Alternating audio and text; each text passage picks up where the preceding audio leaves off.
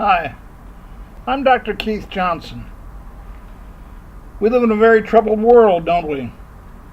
Shootouts, people pointing guns at each other, robbing, stealing, marriages don't last, families just don't believe in keeping their word anymore.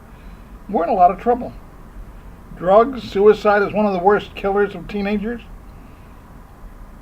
It is in the midst of that kind of trouble that Jesus was talking to a world like ours, and to our world, as a matter of fact. He said, "In the world you shall have tribulation." Talk about an understatement. We have all kinds of trouble in this world, and most of it we brought on ourselves. We commit ourselves to marriage, but we don't stick to it. We commit ourselves to being on time, but we're always late. We say we're going to meet somebody, but we don't. We lie about who we are and what we're doing. We lie to ourselves worse than anybody else. We cause a lot of the trouble that exists. We believe that somebody else's possessions are ours, that we have a right to be rude. It can go on and on and on. In the world we shall have tribulation. But most of that tribulation is tribulation that you and I have caused because of our obstinance. And we need to relax. We need to humble ourselves and realize we don't have anything to be proud of. We have no right to judge. It's not supposed to be that kind of world. In the world you shall have tribulation, Jesus said, but be of good cheer, for I have overcome the world. That's what you need, is somebody that can overcome the problems of the world. Somebody that's anxious to meet your need. And not everybody is able to overcome the problems of the world. In fact, we're trying as hard as we can. We get good politics. We're convinced that politics is somehow going to cause peace and prosperity, and it doesn't, obviously. We have more money for education. We spend more money on buildings and try to keep up the demand. We're convinced that good education is going to solve our problems. It doesn't. It can't. We try to figure out all sorts of ways to get married and be happy. Marriage obviously doesn't solve our problems. We're in a lot of trouble. But part of the trouble is because we forget where our source of peace comes from. And that's why Jesus came. And that's why Jesus said to us, "Peace I leave with you.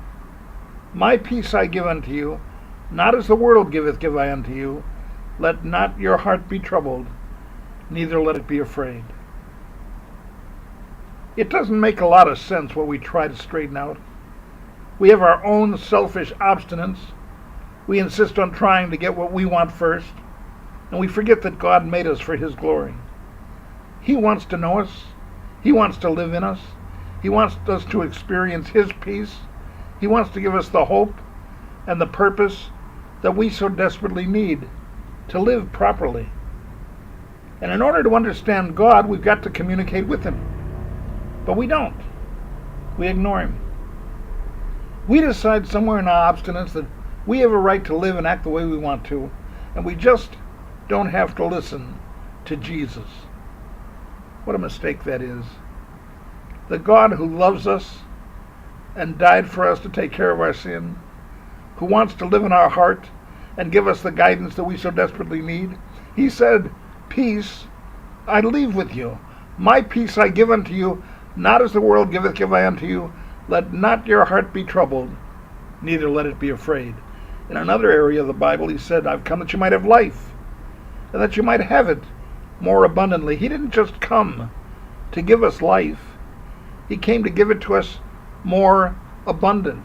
He wants us to experience the more abundant life of His presence. He wants us to be filled with joy and happiness, and He wants us to be free of our sin and our mistakes. You don't have to deal with the problems of the world. I don't know how troubled you are. I don't know what it is that you're facing. But God loves you, and God is anxious for you to know Him, and God is anxious for you to experience His life in yours if you give Him a chance. Jesus is waiting to show you what it's like to be happy and to be with God. Let me read to you again from the Bible. "Peace I live with you, my peace I give unto you. Not as the world giveth, give I unto you. Let not your heart be troubled, neither let it be afraid. Are you troubled? You have somebody that's mad at you, or somebody you're jealous about, or somebody that seems to be better off than you are?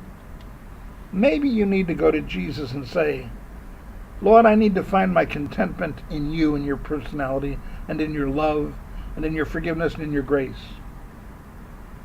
One verse that has been a big help to me every single day of my life, and I remember it sooner or later every day that I live. Trust in the Lord with all thine heart. Lean not unto thine own understanding. In all thy ways acknowledge him, and he shall direct thy path. If I trust in him, I suddenly understand that God is going to take care of me, that he's going to handle my life, he's going to direct me and show me where I need to go. Are you troubled? Is there something that's bothering you? Talk to Jesus. Give it to him. Let him take care of it.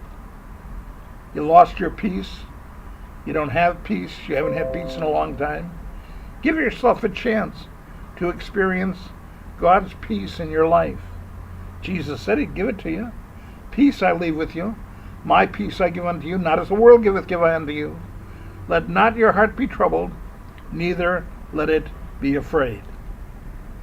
What are you afraid of? Oh, there's some kind of fear inside. You're afraid, I'll tell you what you are afraid of. Disapproval of somebody else. You're also afraid to speak in front of a crowd. There's a lot of things that you're afraid of that are minor fears. In fact, not only minor fears, but given the presence of God and the company of Jesus, they're erased fears. They're gone. They disappear. Give your troubles and your fears to Jesus, and ask Jesus to give you his peace.